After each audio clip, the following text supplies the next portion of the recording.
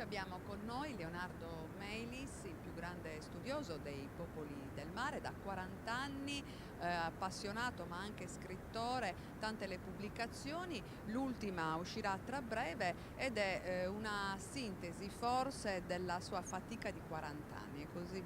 Sempre una sintesi, comunque anche l'ultimo libro doveva essere l'atto finale, con gran spavento dei lettori.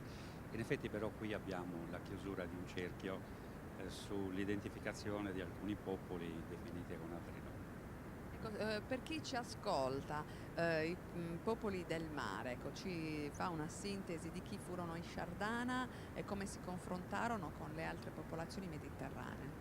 Sì, i Sciardana sono una componente di quel gruppo di popoli conosciuti con altri nomi attraverso greci e latini, romani, diciamo, che popolavano il Mediterraneo, mentre la scienza ufficiale ha sempre sostenuto che la civiltà nel Mediterraneo arriva nell'VIII secolo, con i fantasmagorici fenici, mai esistito un popolo del genere.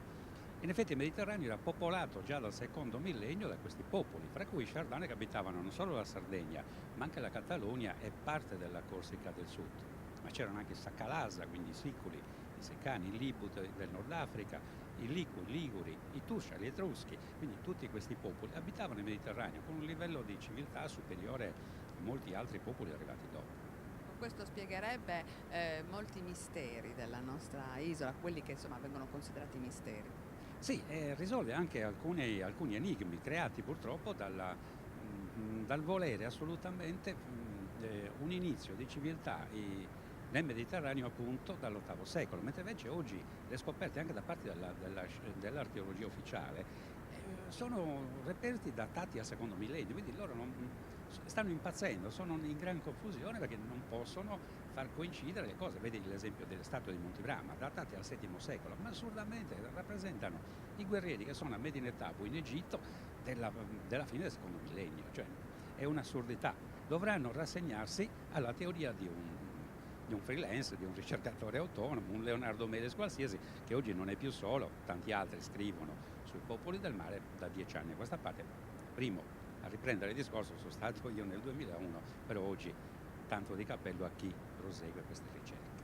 Con Leonardo Melis però ha un'attività frenetica in giro per il mondo a parlare di antichità insieme a tanti altri studiosi. Sì, tanti altri studiosi. A breve, a novembre, avremo questo convegno internazionale multidisciplinare. Ecco, questa è una cosa importantissima, è il primo dove i più grandi esperti dei vari settori, ma non solo della storia, c'è un geologo, c'è un astronomo, c'è Robert Bofal, quello che ha scoperto la cintura d'Orione orientata sulle piramidi di Giza, c'è Leonardo Meles, c'è Daniele Goulan, che è uno scienziato che ha scoperto questa macchina che riesce a vedere gli spettri, tra virgolette. Io non mi occupo di queste cose, però è una cosa importante, e tanti altri, fra cui anche un teologo. Ad Arezzo a novembre ci sarà questo convegno internazionale importantissimo. Di cui noi daremo notizia perché insomma ad Arezzo ci si possono avvicinare molti emigrati sardi. Ecco, è un messaggio, mi fa piacere che l'abbia dato, che lo pensavo da tanto. Io i circoli ho cercato inizialmente di coinvolgerli, c'è stato un po' ignorare, eccetera. Oggi vedo che si avvicinano ai convegni a cui io partecipo, anche 2 settimane fa a Milano, un convegno anche questo internazionale, c'era parecchia gente, parecchi sardi arrivati dei circoli. Mi farebbe anche piacere che qualche circolo organizzasse qualcosa di suo. Ecco, questo libro si parla della Bibbia, diciamo, una rivisitazione, una rilettura? Non è una rilettura e non è neanche un libro critico sulla Bibbia. Intanto il libro è composto di 3 parti. È nato da un caso strano. Durante una conferenza a Oristano anni fa, una persona che non ho più ritracciato, con barba, occhiali, capelli lunghi, mi consegnò un pacco con delle copie di giornali, delle foto. Era un dossier su Montebrama. Io volevo scrivere questo libro sul Montebrama, però avevo nel cassetto questa cosina della Bibbia. La Bibbia però non scritta, cioè ripresa con i testi dei popoli vicini, assiri, babilonesi, eccetera. Certo qualcosa non tornerà con quello che racconta il trascrittore della Bibbia, uno della tribù di Giuda, ma è la Bibbia riscritta in chiave storica.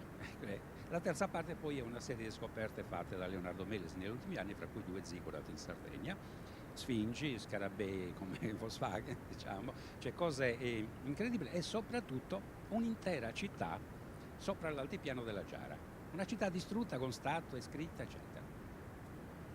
Un'ultima annotazione: è stata fondata di recente anche un'associazione che si chiama Sciardana. Si chiama Gente Sciardana, sì, composta dai lettori, dai, chiamiamoli fans, diciamo, aficionados della... Nata anche sul social network Facebook, no? Ha raccolto anche molte persone di Facebook. Sì, è nata alla festa Sciardana dello scorso anno all'Accoli, poi si è trasferita sul web, adesso si è costituita come associazione no profit, eccetera, che curerà le ricerche di Leonardo Melis, le presentazioni dei libri, eventi, convegni internazionali soprattutto. E la Gente Sciardana è composta dai lettori dei libri. Sardi, non sardi, appassionati, insomma, chi vuole insomma, saperne qualcosa di più, magari insomma, avere una visione altra rispetto a quella ufficiale della storia. Leonardo Melis, insomma, questa associazione sardana, Gente Sciardana, la troveremo insomma, su Facebook. La trovate su Facebook e a tutte le conferenze di Leonardo, perché come dicevi prima, sardi e non sardi, perché ce ne sono dalla Francia che scrivono, sono tesserati, dalla Germania, da Buenos Aires, quindi voglio dire, la gente sciardana ormai è in tutto il mondo. Importante che si parli della nostra isola e della sua grande storia. Sì, la nostra isola soprattutto. Io il primo libro l'ho scritto per i sardi e poi mi è sfuggito di mano, è diventato internazionale. Sto adesso scrivendo in modo più allargato, più internazionale, ma la mia anima, come per tutti i sardi, è in quest'isola meravigliosa che penso che qualcuno l'ha creata come Eden.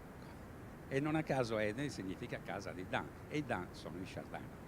Noi siamo nel Parco della Musica a Cagliari, c'è il sole, anche oggi siamo a fine ottobre, quindi che dire. E che dire, è un paradiso, è un Eden, una casa di Dan. Grazie.